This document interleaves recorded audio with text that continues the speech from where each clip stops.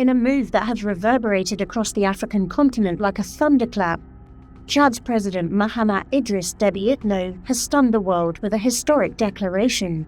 His nation is seeking to join the Alliance of Sahel States, AES, the revolutionary coalition of Burkina Faso, Mali, and Niger.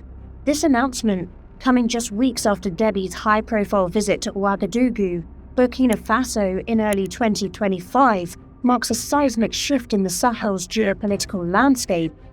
It signals Chad's intent to align with a movement that has become a beacon of hope for millions of Africans disillusioned by decades of neo-colonial exploitation, corrupt leadership, and the abject failures of regional bodies like the African Union, AU, and the Economic Community of West African States, ECOWAS. The AES, forged in September 2023 through the Liptako-Gourma Charter, is not just a regional alliance, it is a Pan-African clarion call for sovereignty, self-reliance, and unity. As Chad takes its first bold steps toward joining this transformative bloc, led by fearless visionaries like Burkina Faso Captain Ibrahim Traoré, the Sahel is emerging as the epicenter of a revolution that is embarrassing corrupt African leaders, inspiring millions, and achieving what the AU has failed to deliver for decades. Chad's decision to pursue membership in the AES is a powerful rejection of the neo-colonial order that has long suffocated the Sahel. Presidential advisor Ali Abdelrahman Hagar, in a candid interview with Sputnik, laid bare the deep cultural, historical, and socio-political ties that bind Chad to its Sahelian neighbors. Chad shares the same cultures as its neighbors in the Sahel region, Hagar declared with conviction, emphasizing the shared heritage of the peoples straddling Chad, Niger, Burkina Faso, and Mali. What is happening within the AES countries interests us in more than one way. They are committed to a path of intense sovereignty and the fight against poverty. His words resonate with a growing sentiment across the continent. The AES is not just a political alliance but a movement to reclaim Africa's destiny from the grip of foreign powers. Hagar outlined a vision of what Chad's integration into the AES could achieve. Transformative infrastructure projects like road construction, oil transport networks, and the establishment of free trade zones. These initiatives, he argued, could unlock the economic potential of the Sahel, a region rich in resources but crippled by underdevelopment and foreign exploitation. Beyond economics, Hagar issued a scathing critique of intercommunity conflicts, which he described as the hand of the foreigner, and a deliberate tactic of neo-colonialism to sow division. These are wars that neo-colonization is bringing about, he asserted, pointing to the insidious role of external powers in destabilizing the region. His warning underscores the AES's broader mission, to unite African nations against foreign manipulation and build a future rooted in self-determination. This bold stance was foreshadowed on May 13, 2025, when Chad's Minister of Communications Gassim Sharif publicly expressed his country's desire to join the AES. I think it would be a good thing for Chad to join the Alliance of Sahel States, Sharif stated, signaling a strategic realignment that has sent shockwaves through Western capitals. Chad, long a linchpin of France's neo-colonial influence in the Sahel, is now turning its back on its former colonial master, aligning instead with a coalition that has expelled French troops, nationalized foreign-owned resources, and challenged the hegemony of Western-backed institutions like ECOWAS. This move is not just a diplomatic pivot, it is a declaration of war against the forces that have kept Africa subservient for centuries. The significance of Chad's decision cannot be overstated. As a nation with a complex history of French influence and a strategic position in the Sahel, Chad's potential entry into the AES could tip the regional balance of power. It would expand the alliance's geographic and political reach, bringing its population to over 100 million and its combined territory to more than 5 million square kilometers. More importantly, it would send a powerful message to other African nations. The time for subservience is over, and the path to sovereignty lies in unity and defiance. The AES, comprising Burkina Faso, Mali, and Niger, has emerged as a powerful symbol of hope for Africans across the continent. Born out of a series of military coups between 2020 and 2023, The alliance was forged in response to the failures of corrupt, Western-aligned governments that allowed jihadist insurgencies to flourish, poverty to deepen, and foreign corporations to plunder Africa's wealth. In just 2 years, the AES has achieved what many thought impossible. It has expelled French troops, withdrawn from ECOWAS, nationalized key industries, and begun building a framework for true regional integration. These actions have resonated with millions of Africans who see the AES as a direct challenge to the neo-colonial order that has looted the continent's resources for centuries. Burkina Faso, under the leadership of Captain Ibrahim Traoré, has become the heart and soul of this revolution. At just 35 years old, Traoré has captured the imagination of a generation, embodying the spirit of Pan-African giants like Thomas Sankara, Kwame Nkrumah, and Patrice Lumumba. His leadership is not just a political stance, but a moral crusade to restore dignity to his people. "We do not ask that anyone intervene to affect our destiny," Traoré declared in a fiery speech, encapsulating the AES's commitment to sovereignty. His policies, from nationalizing gold mines to investing in agricultural self-sufficiency, have delivered tangible results, inspiring Africans far beyond Burkina Faso's borders. Mali and Niger, led by Colonel Assimi Goïta and General Abdourahmane Chiani respectively, have followed Traoré's lead, reclaiming their nation's resources and restructuring their economies to prioritize local development. Niger, for instance, has become the fastest-growing economy in Africa and the third fastest globally, driven by its nationalization of uranium resources previously controlled by French companies like Orano. Mali has reported significant military gains against jihadist groups since expelling French forces, debunking Western narratives that painted the hunters as reckless. Burkina Faso, meanwhile, has seen a surge in agricultural production and local industry, thanks to Traoré's focus on self-reliance. The AES's achievements are not just economic or military, they are symbolic. The alliance's new flag, unveiled in February 2025, is a powerful emblem of its vision. Featuring a green background representing growth, prosperity, and the region's vast natural resources, the flag showcases the combined territories of Burkina Faso, Mali, and Niger without borders, symbolizing unity and renewal. The AES has plans for a common currency, biometric passports, and a joint military force of 5,000 troops further demonstrate its ambition to forge a new path independent of Western influence. These initiatives have made the AES a magnet for other nations, with Togo also expressing interest in joining, drawn by the promise of access to its port and the alliance's vision of regional integration. No figure embodies the AES's revolutionary spirit more than Captain Ibrahim Traoré.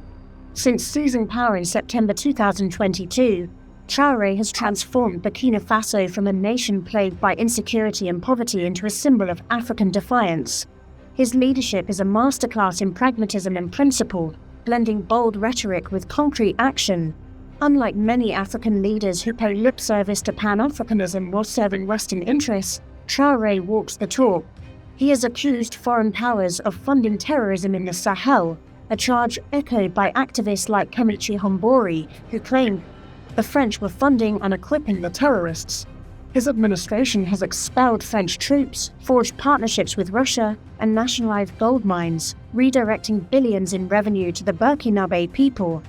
Traoré's appeal lies in his authenticity and courage. He speaks directly to the aspirations of ordinary Africans, particularly the youth, who see in him a leader untainted by corruption or subservience.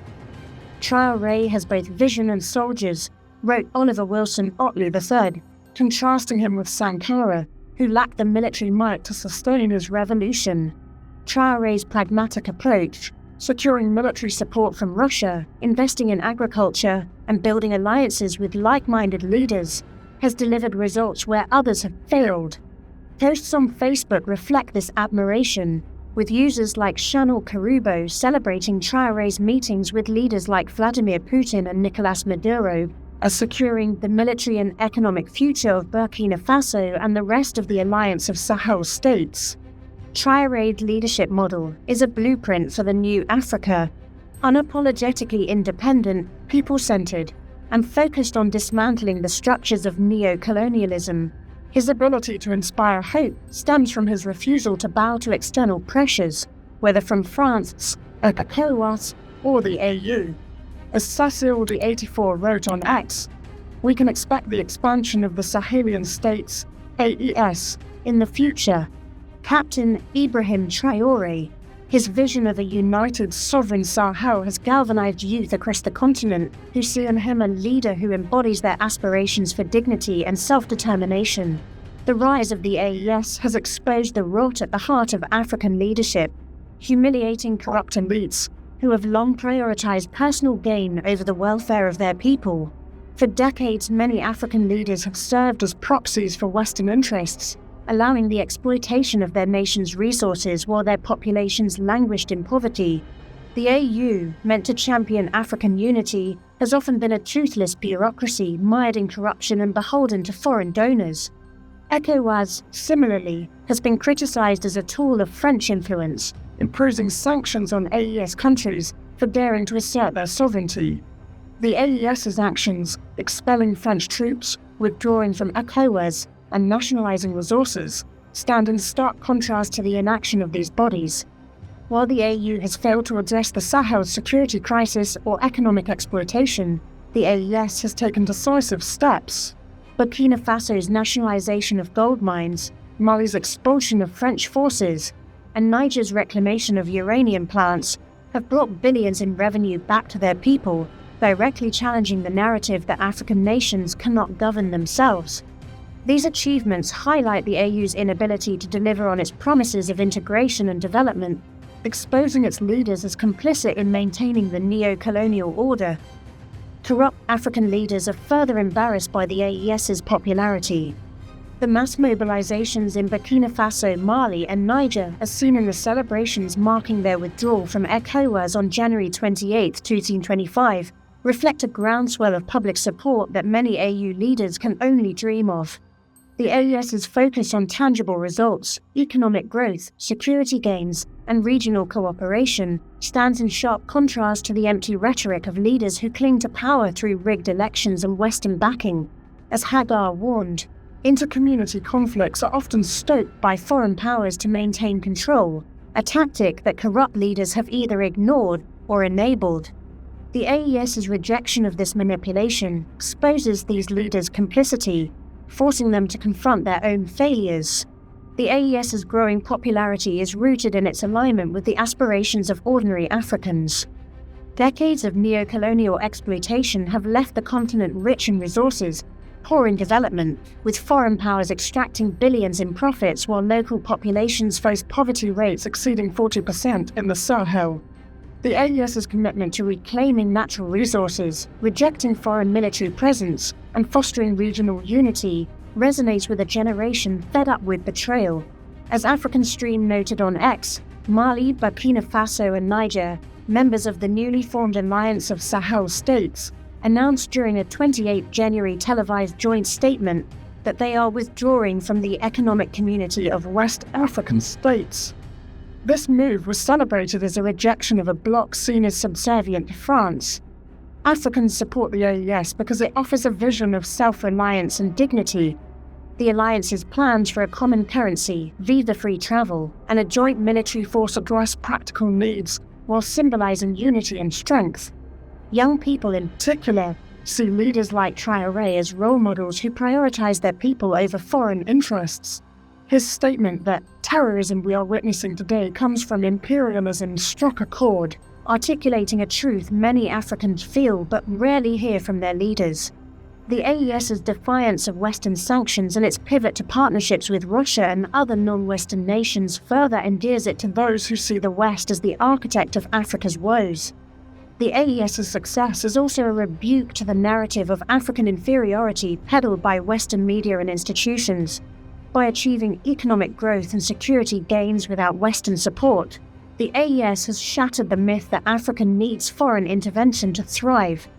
This has inspired a wave of Pan-African pride, with millions taking to social media and the streets to celebrate the alliance's achievements.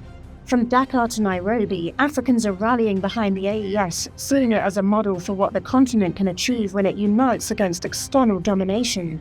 For decades, The AU has promised African unity, economic integration and security but delivered little. Its summits are often marked by grandiose speeches but lack the political will to challenge neo-colonial structures. The AES, in contrast, has achieved in just 2 years what the AU could not in decades. By nationalizing key industries, the AES countries have redirected billions in revenue to their people. Niger's uranium, Burkina Faso's gold, and Mali's resources are now fueling local development rather than Western economies. The AES's joint military force, announced in January 2025, aims to combat jihadist groups without relying on foreign troops, a stark contrast to the AU's dependence on Western-funded peacekeeping missions. The AES withdrawal from ECOWAS, finalized on January 29, 2025, was a bold rebuke of a bloc seen as complicit in French dominance. While ECOWAS imposed sanctions and threatened military intervention, the AES forged ahead with plans for a common passport, currency and stabilization fund, laying the foundation for true regional integration. These steps have not only strengthened the Sahel, but also inspired other nations like Chad and Togo to consider joining. The AU, by contrast, remains paralyzed by internal divisions and external influence, unable to match the AES's pace or vision. The AES's achievements extend beyond economics and security to the realm of ideology. By rejecting the neo-colonial framework that has kept Africa subservient, the Alliance has given voice to a new Pan-Africanism, one that is practical, people-centered, and unapologetic. Its leaders have shown that African nations can govern themselves, secure their borders, and build economies that serve their people. This is a direct challenge to the AU's failures, which include its inability to resolve conflicts, foster economic integration, or stand up to Western pressure. The AES's success is a wake-up call to the AU and its member states. Either embrace the revolution or be left behind. Chad's move to join the AES is a clarion call for Africans to rally behind a movement that is rewriting the continent's future. The Alliance's success is a direct challenge to corrupt leaders who have sold their nation's sovereignty for personal gain. It is a reminder that Africa's wealth, its gold, uranium, and people, can be harnessed for its own benefit, not the West's. Captain Ibrahim Traoré and his counterparts in Mali and Niger are not just leaders, they are symbols of a resurgent Africa, one that refuses to kneel at the altar of neo-colonialism.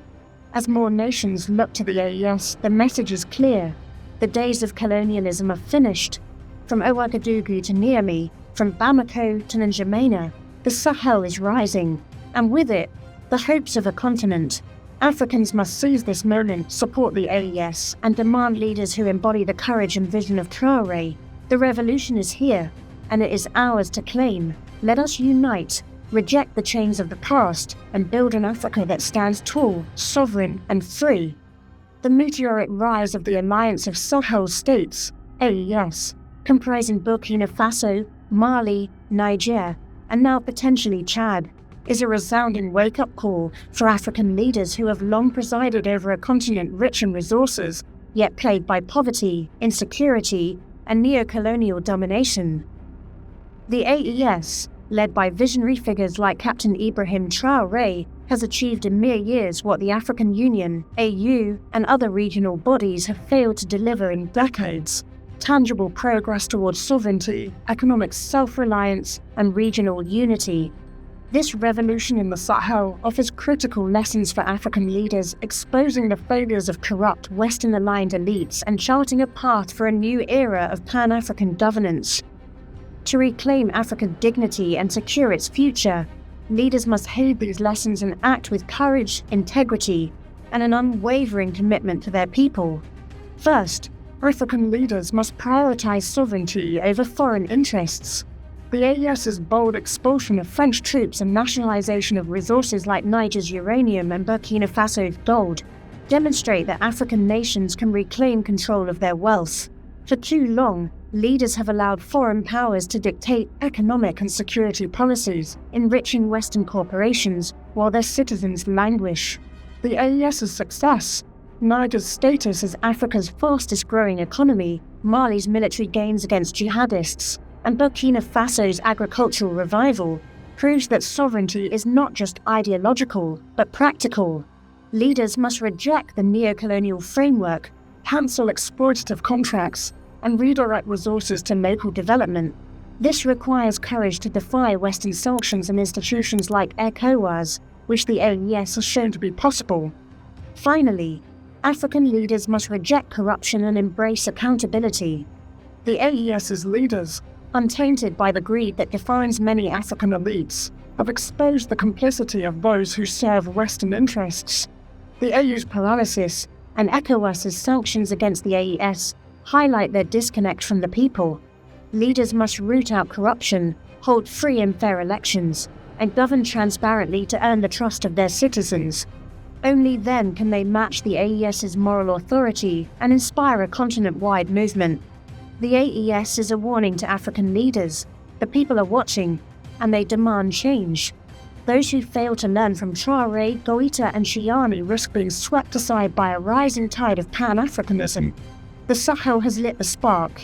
It is now up to Africa's leaders to fan the flames of a revolution that restores the continent's pride, power, and prosperity.